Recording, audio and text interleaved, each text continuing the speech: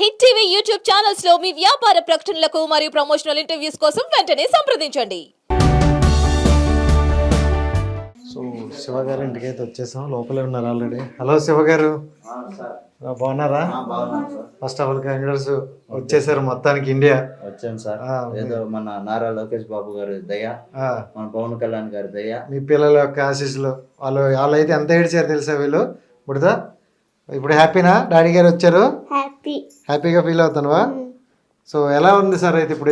నిన్న వచ్చారా ఈరోజు? నిన్న వచ్చాను సార్. నిన్న వచ్చారు. బాగా జరిగిందా జర్నీ గట్రా? బాగా జరిగింది సార్. అంటే చూసుకున్నారా అంతా మీకు? అంతా వాళ్ళే చూసుకున్నారు సార్, వాళ్ళే చూసుకున్నారు. మొత్తానికి నేను ఇక్కడికి రావడానికి కారణం నా భార్య బిడ్డలు కలుస్తానని ఆశ లేదు నాకు.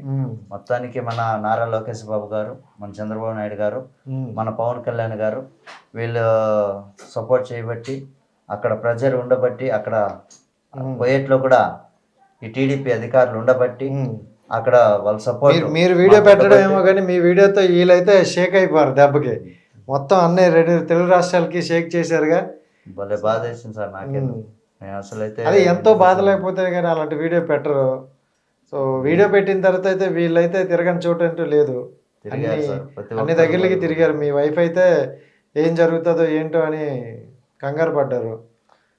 అక్కడ పరిస్థితులు అలాగ ఉన్నాయి సార్. మరి నేను ఎప్పుడు నా భార్య బిడ్డలు చెప్పలేదు ఇలాగుంది నా పరిస్థితి అని. వాళ్ళకి ఓర్చుకొని వెళ్తున్నాను. ఇంకా సాధ్యపడలేదు నా ఒక్కడ వల్ల అవ్వక అక్కడ ఆ వీడియో పెట్టాను సార్. ఇంకా ఎంతసేపటికి ఇంకా ఎలాగైనా చనిపోతాను నేను అని చెప్పని అర్థం అయిపోయింది నాకు. అక్కడ ఉంటే చనిపోతాను అర్థం అయిపోయి ఇంకా వీడియో. మీరు ఇప్పుడు హ్యాపీ అమ్మా? ఆనందంగా ఉన్నారా? సో వచ్చేసారు మీ హస్బెండ్ మీ పక్కన. ఇలా ఉంటారని అనుకోలేదు. యాక్చువల్లీ రావాలంటే 2-3 నెలల ప్రాసెస్ ఉంటుంది అంటారు. బట్ 2 రోజుల్లోనే తెచ్చారు. మీ ధైర్యం, మీ పిల్లల నమ్మకమే. మీ పెద్ద పాప అయితే ఇంకా నవ్వుతూనే ఉంది. హ్యాపీనా? ఫుల్. సో 3 రోజులు తిండి మానేసావంట. ఇప్పుడైనా తిన్నావు మరి డాడీ వచ్చాక?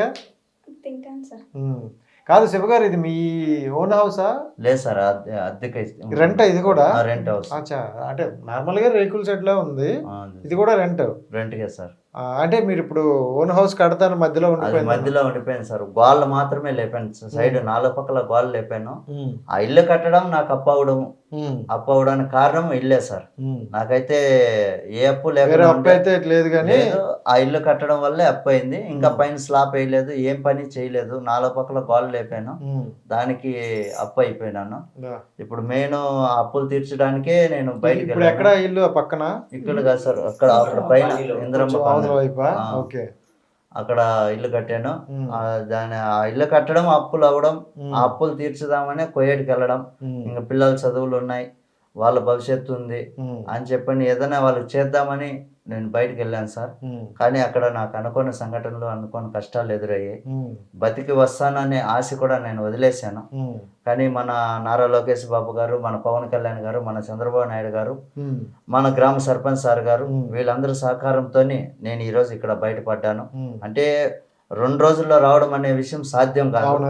ఇంతవరకు ఎవరికి జరగలేదు, ఎవరి విషయంలో జరగలేదు.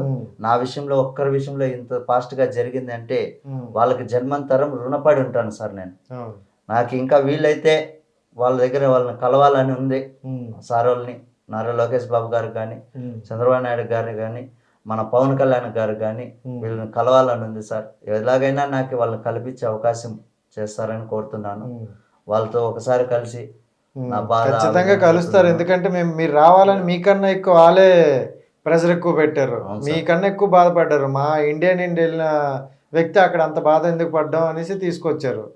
సో మీ వైఫ్ అయితే చాలా మందిని అడిగినా గవర్నమెంట్ నుండి మీకు మంచి ఇది రెస్పాన్స్ ఉందమ్మా, తెస్తారని అదే కదమ్మన్నారు. సో అయితే మన ప్రభుత్వానికి అయితే థ్యాంక్స్ చెప్పుకోవాలి. రుణపడి ఉంటాం సార్, మా జన్మంతరం రుణపడి ఉంటాం వాళ్ళకి. ఉండాల్సింది.